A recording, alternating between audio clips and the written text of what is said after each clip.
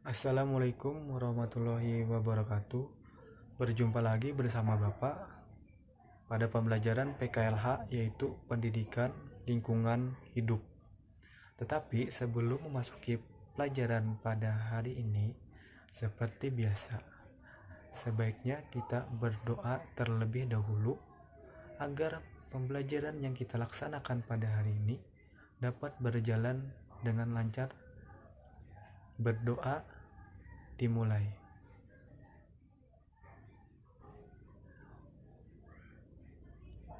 Berdoa selesai. Sekarang, Bapak ingin mengabsen kalian terlebih dahulu. Apakah ada yang tidak berhadir pada hari ini? Hadir semua ya? Alhamdulillah. Sekarang kita akan mulai pelajaran. Tapi Bapak ingin sedikit mengulang pelajaran kita yang dulu. Ada yang masih ingat pelajaran kita yang kemarin? Ya, betul. Kita kemarin mempelajari tentang sampah. Ada sampah organik dan sampah anorganik. Sampah organik adalah sampah yang mudah untuk kita uraikan. Sedangkan sampah anorganik adalah sampah yang tidak mudah kita uraikan. Dan sekarang pada hari ini kita akan mempelajari tentang kualitas air, sumber air, pemanfaatan air, dampaknya, dan pencemarannya. Langsung saja kita ke pembahasan yang pertama, yaitu kualitas air. Kualitas air bersih. Ada yang tahu kualitas air bersih itu seperti apa? Kualitas air yang bersih adalah airnya tidak berbau dan tidak adanya kotoran. Sekarang kita ke bahasan berikutnya, yaitu sumber air. Ada yang tahu sumber air berasal dari mana? Air ada berasal dari sungai maupun yang ada di rumah kita, yaitu sumur. Selanjutnya, manfaat air. Manfaat air ada berbagai hal. Yang pertama, untuk diri kita sendiri, kita konsumsi setiap hari dengan minum.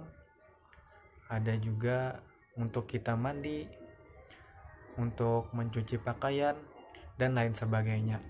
Sekarang pencemaran terhadap air sering dilakukan oleh limbah-limbah yang berasal dari pabrik atau dari kita sendiri yang membuang sampah sembarangan ke sungai.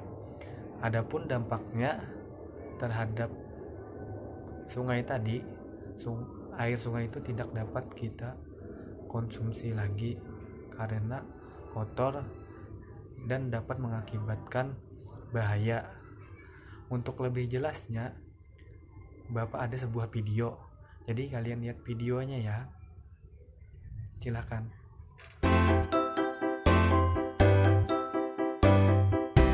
Halo, Pimpo akan menjelaskan 3 jenis sumber air yang bisa dipakai. Ada sungai, mata air, dan sumur. Pimpo mau kasih tahu dulu sobat, proses munculnya sumber-sumber air. Jadi, air laut, danau, dan sungai menguap terkena panas matahari. Kemudian, uap air membentuk sekumpulan awan yang terbawa angin ke pegunungan. Awan yang bertemu dengan udara dingin di atas berubah menjadi titik-titik air yang kita sebut hujan.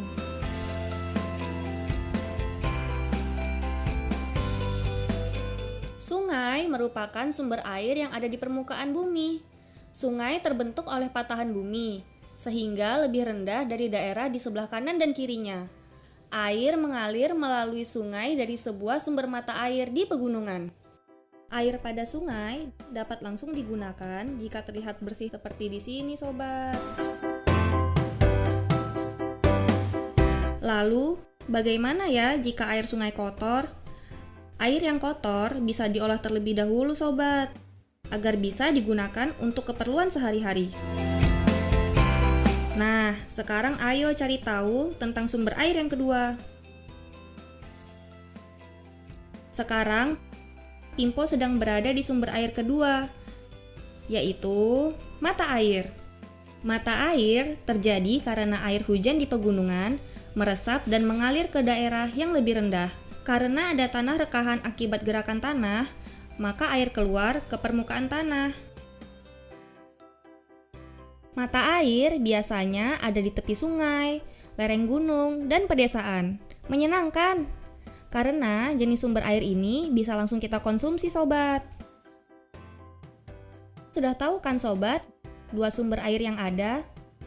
Pimpo akan kasih tahu lagi nih sumber air yang terakhir. Sumber mata air terakhir adalah sumur. Sobat pasti sudah tidak asing dengan sumur. Di dalam tanah terdapat lapisan kedap air yang dapat menyimpan air.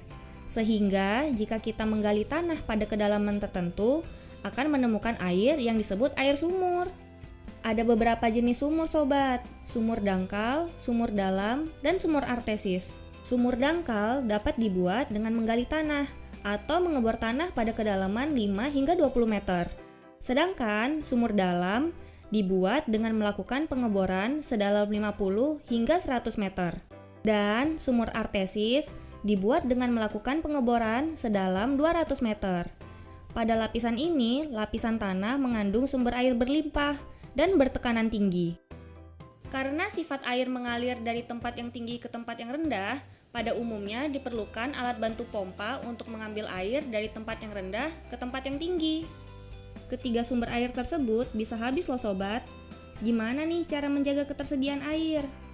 Pertama, kita harus gunakan air secukupnya. Jangan pernah lupa, sobat, untuk mematikan keran jika sudah selesai. Kedua, menanam pohon di dekat sumber air, seperti sumur, sungai, dan mata air. Dan yang ketiga, pastikan setiap air yang jatuh di dekat rumah sobat langsung mengalir meresap ke tanah. Sudah tahu kan, sobat, macam-macam sumber air hingga cara menjaganya? Jangan sampai lupa untuk menjaga air demi kelangsungan hidup kita dan sekitarnya.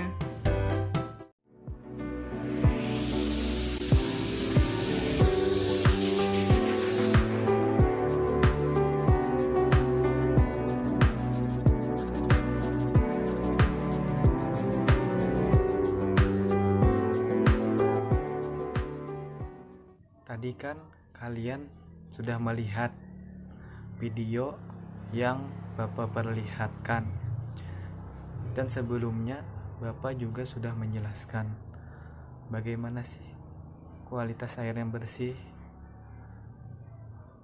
dampaknya bagaimana, pencemarannya bagaimana, manfaatnya, dan sumbernya dari mana. Melalui penjelasan dan video yang Bapak sampaikan tadi, apakah kalian sudah mengerti atau sudah mengetahui bagaimana sih sumber air yang bersih dan sumber air yang tidak bersih? Ada yang tahu? Ya, betul. Sumber air yang bersih adalah airnya bening, jernih, tidak adanya kotoran, dan tidak berbau.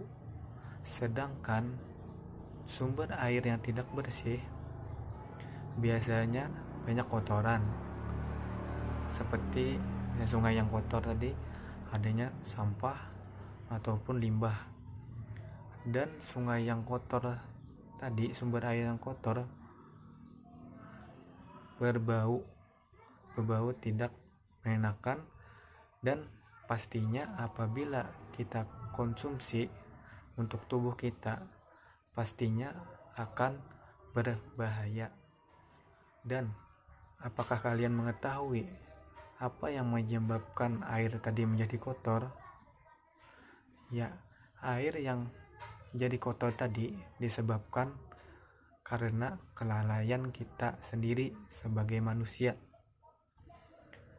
Ada perusahaan yang membuang limbah-limbah pabrik mereka ke sungai, ataupun kita sendiri yang membuang sampah sembarangan ke sungai.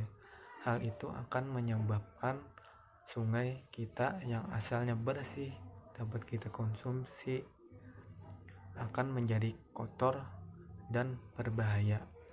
Maka oleh sebab itu, jagalah sumber air kita dengan baik, dengan cara jangan membuang sampah sembarangan.